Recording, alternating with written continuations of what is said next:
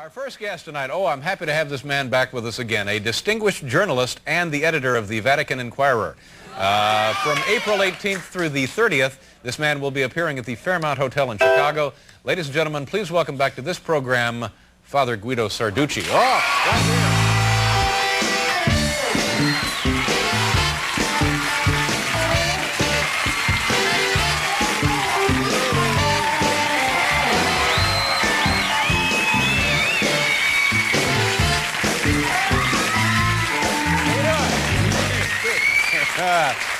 Good to have you here. You look good. You seem like you're good, and I think we have.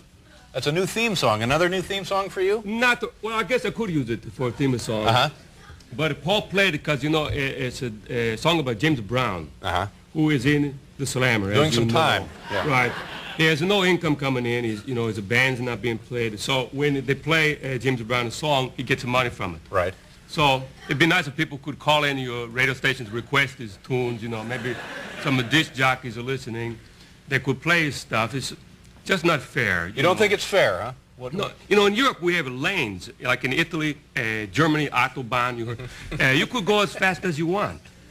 You know, there's no speed limit. He's just in for speeding then. Is that what it is? No, I know. He was on the rims, right? They shot I know they shot the tires. It was going 110 on the rims. But if Mario Andretti went that on his rims, they would make him like a hero, you know. Sure. And I don't know what, but 6 years. Come on, you know, 6 years.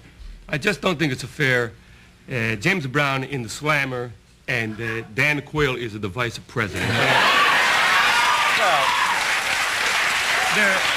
There is no justice in life, you know what I mean? But couldn't it be all part of God's great plan somehow that this will eventually even out somewhere down the road? Maybe, I don't know. It could be, but it's a mystery to me, you know. You'll figure it out. Did you, now you were in South America, I think, when the vice president was there, right. A couple of months ago? I covered the Foro Servitor Romano. And we was there, the press, we arrived before he did. His plane come in, we're all waiting there. He gets off of the plane, it was amazing. He goes like this, you know. Soon as, I don't know if that means he had a good flight, the food was good, what, you know, but, you know, it's interesting. In America, this means like... Everything's great. Everything's great. Okay. Does not mean the same in South America. Is that right? I don't want to go into detail what it means, but it means like you do not think very highly of yourself, you know. Why nobody told him? Why they didn't tell him? So right away, he hasn't even touched down on South American soil, and he's already made a mockery of himself. He was in a parade. He got into the car, you know. He's going down the road. And all the people, you know, kind of look, you know, like a clever looking down, you know. And did you get a chance to chat with him at all? How close did you come? I didn't ask. I couldn't ask no questions or nothing. But a friend of mine did, and he says he is ready to be president. He's been a vice president for 2.5 months. He's ready now to step in. He says that the first thing he's going to do becomes president is say a prayer. Right. I think he mentioned that in the debates, didn't he? He did say that too, right. If I was him, first thing I would do would be to call him a stockbroker, I think. Say, sell everything. I'm the president, you know, buy gold, you know. Let's liquidate. Right, but it's amazing. This guy, one heartbeat away, just kind of scary, you know. Yeah. If I was people who ran this country, I would not let George Bush get in a helicopter. Would not let the man eat a clam. Yeah. I would keep him in the White House like he was the bubble boy, you know. Not let him eat a clam, huh? Please. Now, let me ask you about this. I've only seen a snippet of this, the new Madonna video. And I guess people are saying it's very controversial. Now, being a member of the Vatican press corps, do you perceive it as such? Has it caused some ripples over there? It has caused ripples. They're looking at it at the Vatican. They can't make up. They just say, play it again, you know.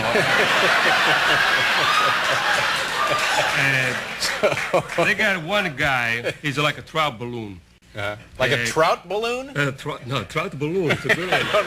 A trout balloon. No, trial balloon. Trial balloon. Forgive me. I'm sorry. It's this man, a bishop in Corpus Christi, Texas.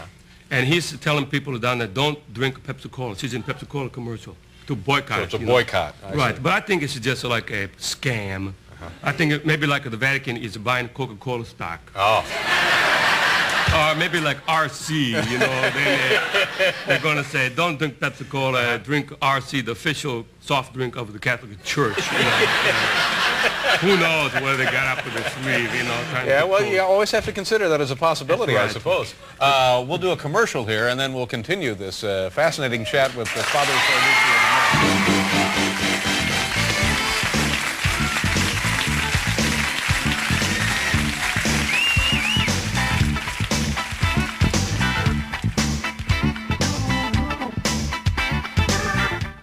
You have a copy of the magazine, the right, Vatican Inquirer. The new Inquirer. Yeah. Right. Is that available in the United States? Right. Yeah. 7-Elevens, you got it.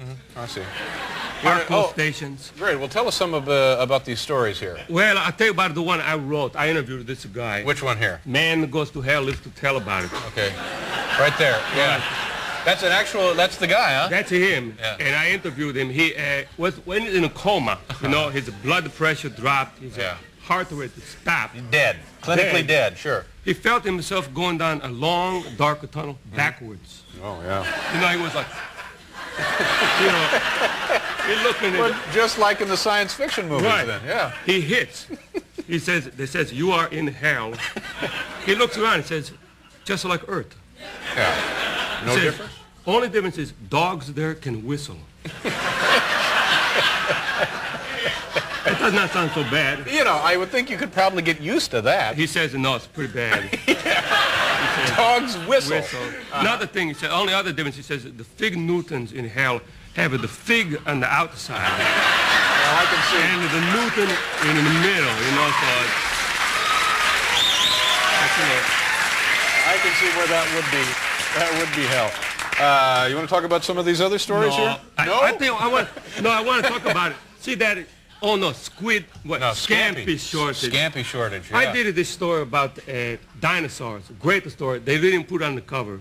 They put scampi shortage instead, so I'm a little upset. Yeah, what about the dinosaurs? Dinosaurs, this man has a new theory about what happened to the dinosaurs while they're not around. They were on this planet for something like 50 million years. Right. And then, poof, right. They're gone. And there's a lot of theories, you know. You know what they say?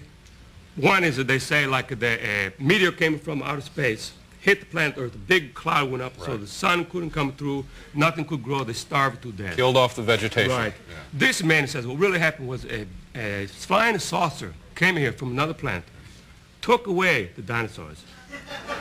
Big flying saucer. I would think so, yeah. Big one. Yeah. Took like 3.5 months. They rounded them all up.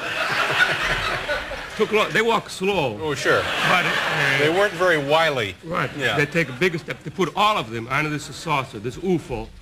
But then they said, we should not take them all away, you know, because they started here 50 billion years, like you said. 50 million, 50 billion, whatever. Right. Yeah. Let's leave it two. So they left a male and a female to procreate, but all the rest they took away is what he said. Some kind of zoo.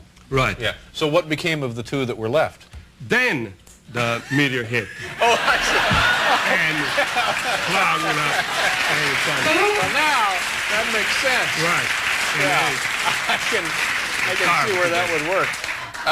Let's see. I find this kind of interesting that you, a member of the church, obviously, and also a member of the press corps, are doing public appearances, gigs.